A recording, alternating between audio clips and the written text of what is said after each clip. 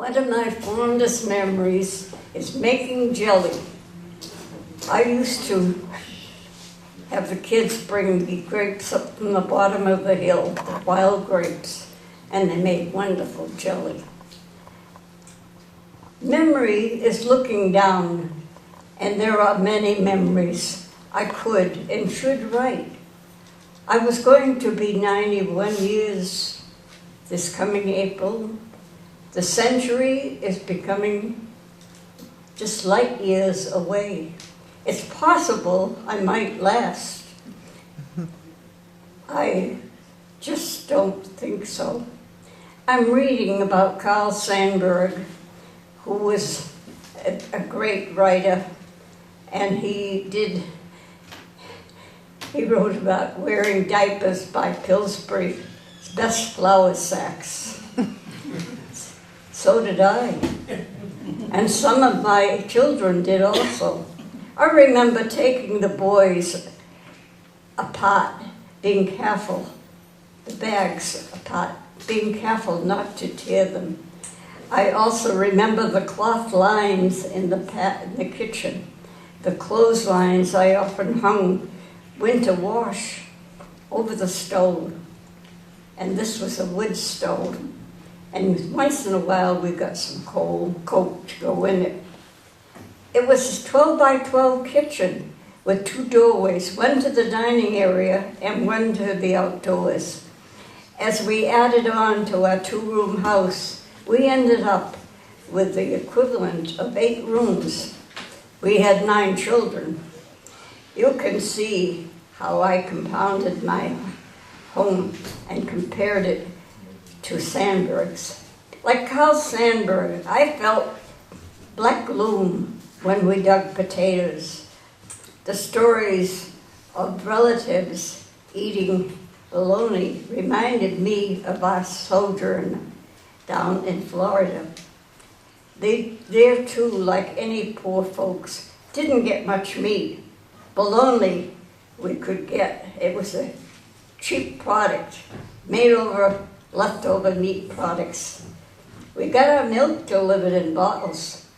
The cream was at the top. So women carefully would pour that out to top our coffee.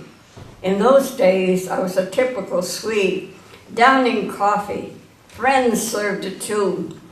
We would have home-baked goodies to go with it. My favorite were peppercorn ginger cookies, rolled into thin dough. As I made dough and chilled it, even in my freezer, the children would find out and sneak out bits and pieces, as it was tasty even then. My stove always had a kettle of hot water ready, and usually something ready baked. Anyone who stopped by had coffee mid-up, coffee with pastry. In my years on my hillside home, someone always found time to indulge in friendship. Neighborhoods were homes with open doors and children in and out. My biggest memory of visitors dropping in involved a Swedish family stopping by on a Sunday afternoon. I was in the kitchen straining wild grapes for the juice.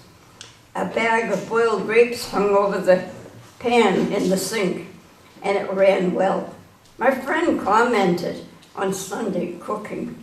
I told her the jelly I made from this would be very good in the winter. We never thought of our labor. One of my children came running in saying, "Ronnie drank from our paint can on the stone wall." My husband left the brush temporarily to soak, so it was an alarming occasion. I called the doctor, who told me to make him drink milk and to vomit. My friend was upset, but stayed with me in case I needed help. I followed the doctor's directions, sitting with Ron in the bathroom. When the doctor came, he took over. Drink and vomit was the mode. When the doctor signaled enough, he left us to finish the afternoon. My friend stood in the kitchen, still helpless and almost in tears.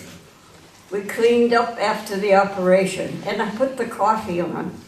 We were sitting at the table with our husbands, drinking over the affair, when my female pal said, "I love to visit here.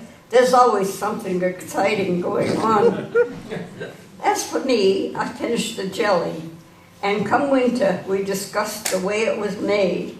My son never forgot his home visit with the doctor.